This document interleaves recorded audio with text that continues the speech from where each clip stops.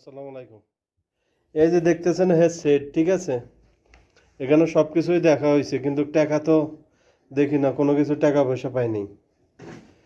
খালি হালকা আপনার সৌদি আরবের খুচরা পয়সা কয়েক টাকা, এছাড়া কোনো টাকা পয়সা নাই, কোনো টাকা পয়সা দেখি নাই। এমনি এর কাপড় চোপড় রয়েছে সবগুলা, ঠিক আছে, বাজে বাজে।